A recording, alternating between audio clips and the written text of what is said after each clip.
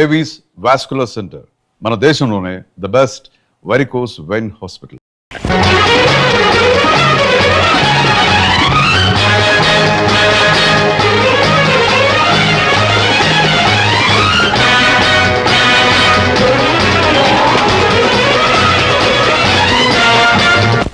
శాంతి, మన పెళ్లికి పెద్దలు రాలేదని, మనల్ని ఆశీర్వదించలేదని బాధగా ఉందా? లేదు బావా, మనసిచ్చిన మనిషితో మనువు జరగటం ఆడజన్మకో వరం. నాకు ఆ వరాన్ని దేవుడి సన్నిధిలో ప్రసాదించారు. ఇంతకంటే నాకేం కావాలి బావా?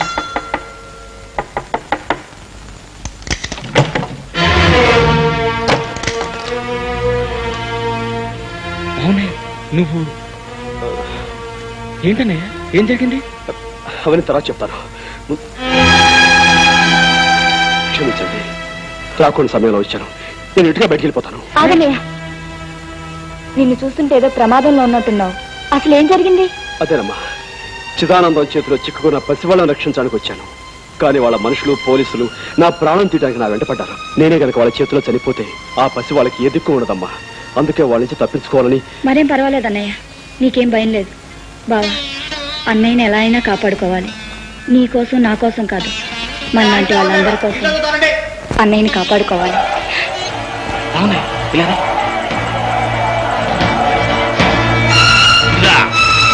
ఓ దొంగనాయాలుగాడు మా ఇంటిని తప్పించుకొచ్చాడు. మీ ఇంట్లో ఏమన్నా దూరాడా? లేదు బాబు, ఇటెవరు రాలేదు బాబు. అబద్ధాలు ఆడేవంటే నరికి పోగులెట్టేస్తాను. నిజం చెప్పు. నిజంగానే బాబు, ఎవరు రాలేదు బాబు. నీతో మాట్లాడి నాకు చెకింగ్ చేస్తానుండు. బాబు, ఏంటి? నిన్ననే మా అన్నయ్యకి పెళ్ళయింది. ఈవేళ శోభనం జరుపుకుంటున్నారు బాబు. శోభనమా? కళ్ళతో సూత్తే కన్నమ్మను. బాబు,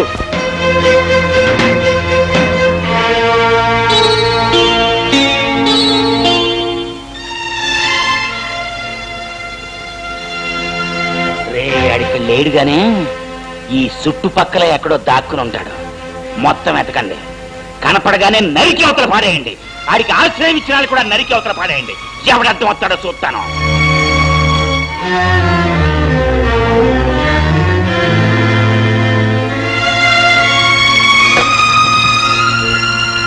వాళ్ళు వెళ్ళిపోయారన్నయ్య, ఇంకేం పర్వాలేదు. మనుషులకు మనసులుంటాయని తెలుసు, కానీ అవి ఎంత గొప్పగాను, ఎంత ఉన్నతంగా ఉంటాయని ఈ రోజే తెలుసుకున్నాను. అమ్మా, చిన్నదానిది, నిన్ను చెల్లెనాలో, చేసిన ఈ గొప్ప పనికి తల్లనాలో నాకు తెలియటం లేదు. భర్తకి, బిడ్డకి తప్ప తన పక్కన మరెవ్వరికీ స్థానం ఇవ్వదు ఆడది. అలాంటి పవిత్ర స్థానంలోకి నన్ను తీసుకుని కాపాడిన నువ్వు నిజంగా తల్లితో సమానం. ఈ నుంచి మీరు తీర్చుకోవాలో నాకు తెలియటం లేదు. అదే మాట అన్నయ్య, నువ్వు మా కోసం, మా పల్లె కోసం చేసిన సాయం ముందు, త్యాగం ముందు నేను చేసింది ఏ పాటిదన్నయ్య? నువ్వు 10 కాలాల పాటు చల్లగా ఉండటమే మాకు కావాల్సింది. అమ్మా, పవిత్రంగా జరగాల్సిన మీ మొదటి రాత్రి నా కారణంగా పాడైంది. అందుకే నేను వెళ్ళి పూలు తీసుకొచ్చి మంగళప్రదంగా మీ మొదటి రాత్రికి అలంకరణ జరుపుతాను. ఒక అన్నగా నన్ను తృప్తి పొందనివ్వండి.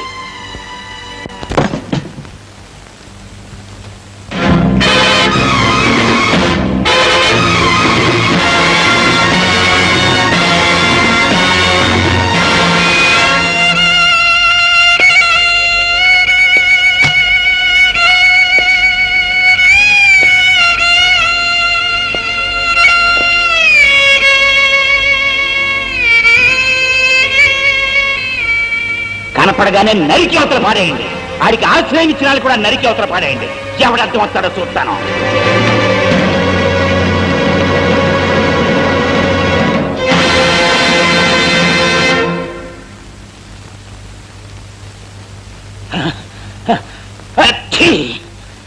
ఇవాళ పిలవకుండానే వచ్చిందేంటి తుమ్ము?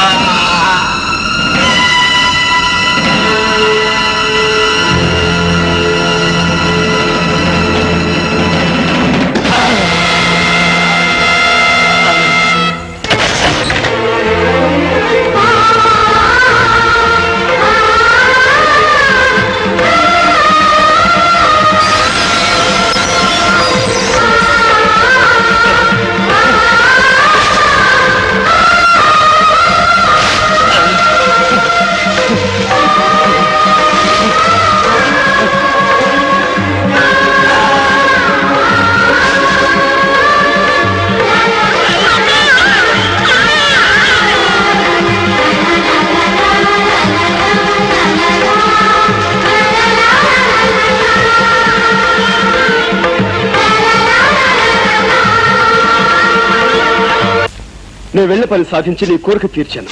ఎస్. నిజంగానా? అవును.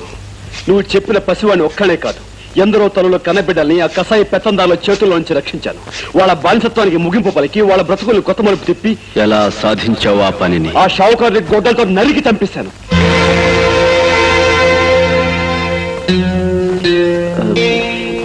గొడ్డలతో నరికి అంటే ఆయుధం ఉపయోగించక తప్పలేదన్నమాట.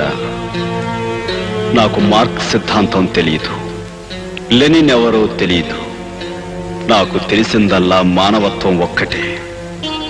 ఆ పల్లె ప్రజలు చదువుకున్న వాళ్ళు కారు, నీలాగా డబ్బు అధికారం ఉన్నవాళ్ళు కారు. ప్రభుత్వం ఆ అమాయకుల గోడు వినదు, చట్టం వాళ్ళకి సాయం చెయ్యదు. ఈ వ్యవస్థలో వాళ్ళని రక్షించటం ఎలా? దీనికి పరిష్కార మార్గం డబ్బు, అధికారం, ఆయుధం కాకుండా మరేదైనా ఉందేమో కనుక్కుంటావనే ఈ 3 షరతులు పెట్టి నిన్ను పంపించాను. కానీ నువ్వు కూడా ఇదిగో కాపురం సంగతి తర్వాత ముందు ఈ వేషం సంగతి ఏమిటి? రండి. సుందర మదనారవింద కుందనాకృత అందగాడ విందులో నవలపు కూర వేసినాను చూసుకోరా. కందిపప్పు పచ్చడిలోన కారం ఎక్కువ చిన్నదాన, ఎర్రబడ్డ కళ్ళలోన పొలపులెక్కడ వెర్రీదానా. శృంగారం అంతా రంగరించి వండి పెడితే వంకలు పెడతావు. అమ్మా తల్లి, రేఖమ్మ తల్లి, నిన్ను చూస్తుంటే నాకేదో అనుమానంగా ఉంది. కొంపతీసి నీకేదైనా మతి భ్రమించిందేమో. నాకు తెలిసిన మంచి మెంటల్ డాక్టర్ ఉన్నాడు, కావాలని వెళ్దాం. అమ్మా బొమ్మ కట్టె మంచం మీద పరుపేసి పడుకోరా మగడా అంటే పండక్కెళ్ళిన పెద్దమ్మ పొద్దున్నే వస్తుందా అన్నట్ట. నీలాంటి మొగుడారో. ఈ సెంటర్ అవే పెళ్లి కూతురా అంటే ఇల్లంతా నాదే అత్త కొడక అన్నట. నీలాంటి రాక్షసు ఎవరు? అవును, నాకు తెలియక అడుగుతాను. ఇంట్లో మా అమ్మ లేకుండా చూసి పైగా పెళ్లి కాకుండా అసలు ఏమిటి వీరవిహారం? చెప్పు. పెళ్ళైతే థ్రిల్లే ఉంది. అమ్మా మాటకు మాట అంటున్నావే. చేతకు చేత చూపించినా.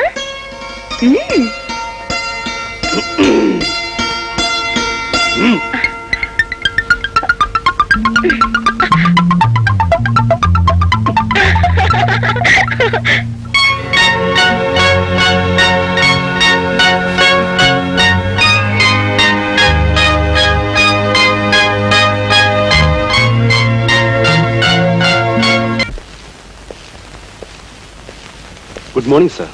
పిలిచారట? అవును, గండ్రగొడ్డలకి ఉరిశిక్ష ఖాయమైంది. ఎల్లుండి ఉదయం 9 గంటలకే ఉరి తీయాలి. అలాగే సార్.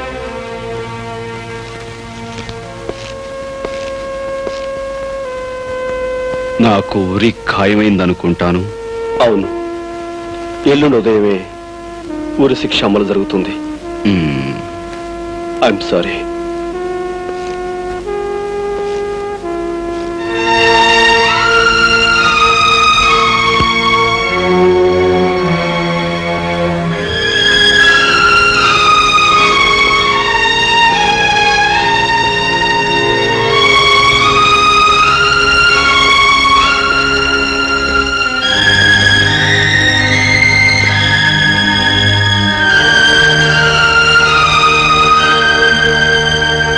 బాబు, ఏమిటి అలా ఉన్నావు? ఆయుధాన్ని అధికారం ఉరి తీయబోతోందమ్మా. బాబు, ఏమిటి నువ్వు అనేది? గండ్రగొడ్డల్ని ఎల్లుండి ఉరి తీయవలసిందిగా పైనుంచి ఆర్డర్స్ వచ్చాయి.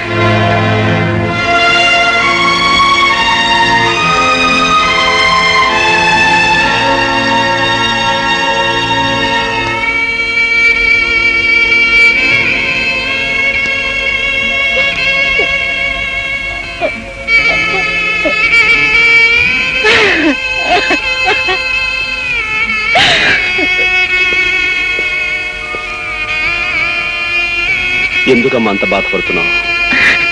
అదే లేదు బాబు. నాకు తెలియదు అనుకున్నావా?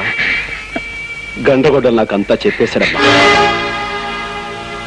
చెప్పొద్దని నా దగ్గర మాట తీసుకుని నువ్వు తన తమ్ముడు అని వాడే చెప్పేశాడా? అమ్మా, ఆ గండ్రగొడ్డలి నాకు అన్నయ్య. అంటే వాడు నీకేం చెప్పలేదా? లేదమ్మా, చెప్పలేదు. పోలీస్ ఆఫీసర్గా బెదిరించో, భయపెట్టో, అబద్ధం చెప్పో, అవతల వాళ్ళ నోటి నుంచి రహస్యాలు చెప్పించి నిజాలు ఒప్పించి గర్వపడేవాడిని, ఆనందపడేవాడిని. కానీ ఇప్పుడు నీ నోటి నుంచి అతను నా అన్నాన్ని నిజాన్ని చెప్పించి తట్టుకోలేకపోతానమ్మా, తట్టుకోలేక. నా చేతుల మీదుగా రేపు ఉరికబడే మనిషి నా అన్నాన్ని తెలిసి నన్ను ఈ స్థితిలో ఉంచిన నా ఉద్యోగాన్ని, వృత్తిని మొదటిసారిగా ద్వేషిస్తున్నానమ్మా, ద్వేషిస్తున్నాను. మీ ఇద్దరికి ఉన్న బంధం తెలిస్తే తనని ఉరి తీయాల్సి నువ్వు ఇలా చిత్రహింస అనుభవిస్తావనే నీకు ఈ సంగతి చెప్పొద్దన్నాడు రా వాడు. ఒకే తల్లికి పుట్టమేవిద్దాం, ఒకే నాణానికి ఉన్న బొమ్మ బొరుసుల్లాగా చేరువుగా ఉన్న చెరుక వైపు ఉండిపోయామన్నమాట. అమ్మా, అన్నయ్య మన నుంచి ఎందుకు దూరం అయిపోయాడు? ఎలా మరో దారిలోకి వెళ్ళిపోయాడు? అన్యాయానికి అధికారం, అక్రమానికి ఐశ్వర్యం ఉన్నప్పుడు న్యాయం, ధర్మం మీ అన్నయ్యలాగే అందరికీ దూరమై ఆయుధంగాను అగ్గిమట్టగాను మారుతాయిరా. అమ్మా చెప్పమ్మా, నాకు నిజం చెప్పు. బాబు, నీకు నిజం తెలియాలంటే 20 సంవత్సరాల క్రితం అమాయకంగా తల వంచుకు బ్రతికే మీ నాన్నగారి గురించి నీకు తెలియాలి. ఉన్న 3 ఎకరాలతో, కన్న 3 బిడ్డలతో నేను మీ నాన్న చల్లగా సంతృప్తిగా గడిపేవాళ్ళం. కాలం కలిసి రాక ఒక 7 పంటలు పండకపోవటంతో పొలాన్ని మోతుబరి చిదానందానికి తాకట్టు పెట్టి కుటుంబం గడవడానికి అప్పు చేశారు మీ నాన్న. ఆ చేసిన శాపమైంది.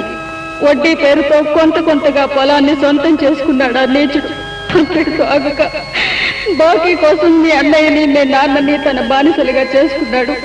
జరిగిన న్యాయాన్ని చట్టానికి చెప్పుకుందామని వెళ్ళి నన్ను ఇన్స్పెక్టర్ జగన్నాథ్ సాక్ష్యం లేదు, ఆధారం లేదు, పొమ్మని తరిమేశాడు. బలి పశువుల్లా మన బ్రతుకులు సాగుతుండగా ఆ చిదానందం తమ్ముడు నీచంగా, దుర్మార్గంగా ఒకనాడు నన్ను పట్టుకున్నాడు. అడ్డుపడిన మీ నాన్న అది కూడా మాకు వడ్డీ కింద లెక్కేరా అని తోసేశాడు. పక్కనే ఉన్న ఇనుప నాగల మీద పడి మీ నాన్న ప్రాణం వదిలారు. నా మీద జరిగే అత్యాచారాన్ని తట్టుకోలేని మీ అన్న రాము గుంపంతో వాడిని పొడిచి చంపాడు. తనంతో చిదానందం మనుషుల నుంచి తప్పించుకోవటానికి చంటిదాన్ని తీసుకుని వాడు, నిన్ను తీసుకుని నేను వేరు దారుల్లో పారిపోయాం. అమ్మా, అన్నయ్య తనతో తీసుకుపోయిన చెల్లాయి ఉంది బాబు. వాడి ఆఖరి కోరిక నువ్వు పల్లెకి వెళ్ళి ఏ కన్న తల్లికి కడుపు శోకం పోగొట్టి బిడ్డని కాపాడావో ఆ తల్లే నీ చెల్లెలరా. అంటే అంటే లక్ష్మి నా చెల్లాయ?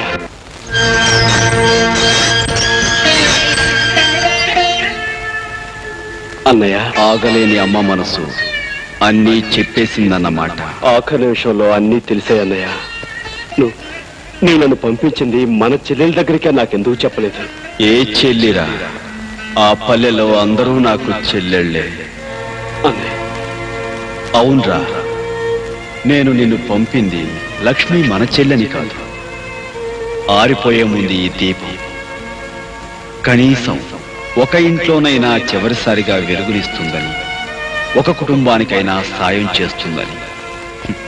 నీ నానే స్వార్థం నుంచి మనిషి ఎదిగి అంతా మనవాళ్ళు. Gopi, you know, this bloody police officer is going to hang you in the early hours of tomorrow. వేల లక్ష్ముల అన్నయ్యను నేనే ఉరుకము ఎక్కించాలట. నా చేతులతో నేనే స్వయంగా ఉరి తీయాలట. కర్తవ్యం ముందు బాంధవ్యం చిన్నదిరా తమ్ముడు.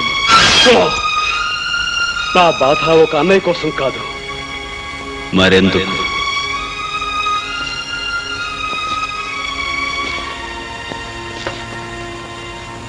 ఎంత చిన్న ప్రశ్న, కానీ సమాధానం మాత్రం మన సమాజం అంత పెద్దది, మన రాజ్యాంగం అంత క్లిష్టమైనది. Now I'm proud of you Gopi. నిన్ను చూసి నిజంగా నేను గర్వపడుతున్నాను రా. Go head. నీ దారిలో నువ్వు, నా గమ్యానికి నేను. ఈ కథకు ముగింపింతే. Go head.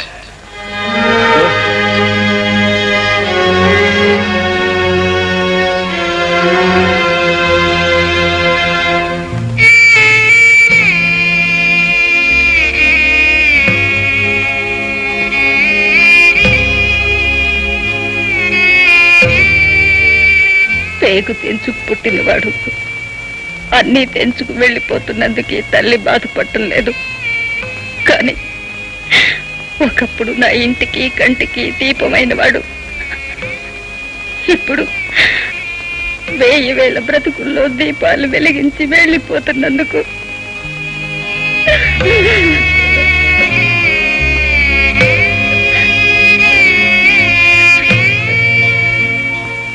అమ్మా, ఒరే కన్నా, ఎన్నేళ్ల తర్వాత కనిపించిన ఈ బిడ్డకి ఈ కన్న తల్లి ఏమి చేయగలదు, ఏమివ్వగలదురా? 10 మందికి సాయపడటానికి ఈ జన్మనిచ్చావమ్మా. ఇంతకంటే ఏమివ్వాలి? అమ్మా, ఒకే ఒక్క కోరిక అడగాలనుంది. అడగమంటావా? అడగరా నాన్న, ఏం కావాలి అడగయ్యా, అడగరా. అమ్మా, తొలిసారిగా నీ చేత్తో గోరుముద్దలు తినిపించావు.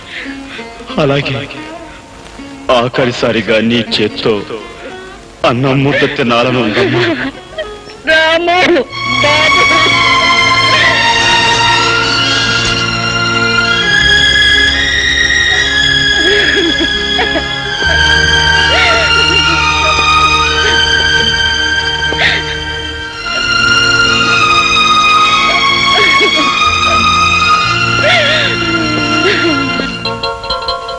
ఆకాశవాణి ఇంకా కొద్దిసేపట్లో ఎన్నికల ఫలితాల ప్రత్యేక ప్రసారం వింటారు.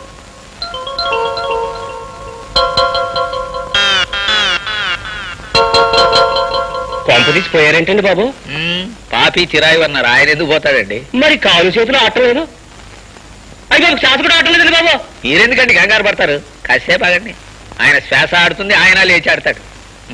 ఇప్పటి వరకు జరిగిన ఓట్ల లెక్కింపులో కత్తి గుర్తు అభ్యర్థి శ్రీ దామోదరం గారు సుత్తి గుర్తు అభ్యర్థి రాజారావు గారి కంటే 800 ఓట్ల లీడింగ్ లో ఉన్నారు. అయ్యా, ఎలాగూ లీడింగ్ తమరే గనక కొయ్యి పారిపోనక్కర్లేదు. కాకో పాలో డికాషనో ఏదో ఒకటి తీసుకుని నిమ్మకాయ రసం పుచ్చుకుంటాను చక్కటి. ప్రస్తుతం లెక్కింపు జరిగిన ఓట్లలో శ్రీ రాజారావు గారి కంటే శ్రీ దామోదరం గారు 300 ఓట్లు వెనుకబడి ఉన్నారు. ప్రస్తుత ఓట్ల లెక్కింపులో శ్రీ రాజారావు గారి కంటే శ్రీ దామోదరం గారు 1000 ఓట్ల లీడింగ్ లో ఉన్నారు.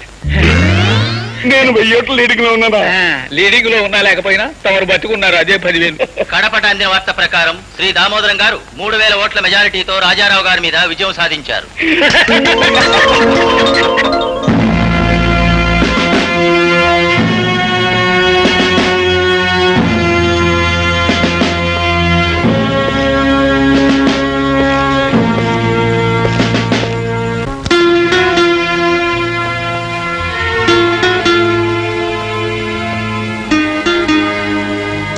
కరెంట్ పై చాలాసేపు అయినట్టుంది.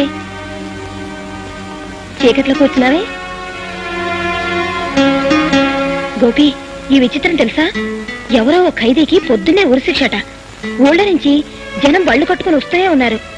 ఆఖరిసారిగా అతన్ని చూడాలని జైలు కూడా అవతల దీనంగా కూర్చొని ఉన్నారు. ఎవరా ఖైదీ? చాలా గొప్ప మనిషా? అవును, గొప్ప మనిషి. నీ మూడ్ సరిగ్గా ఉన్నట్లేదు. ఉండు, కాఫీ తీసుకొస్తాను.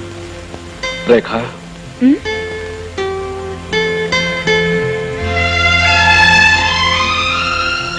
రేఖ, చట్టం గొప్పదా, న్యాయం గొప్పదా? ఎందుకు అలా అడుగుతున్నావు? న్యాయమే గొప్పది. న్యాయాన్ని రక్షించడం కోసం చట్టాన్ని బలిపెట్టవలసి వస్తే? అంతవరకు వస్తే ప్రాణాల్ని బలిపెట్టైనా న్యాయాన్ని రక్షించుకోవాల్సిందే.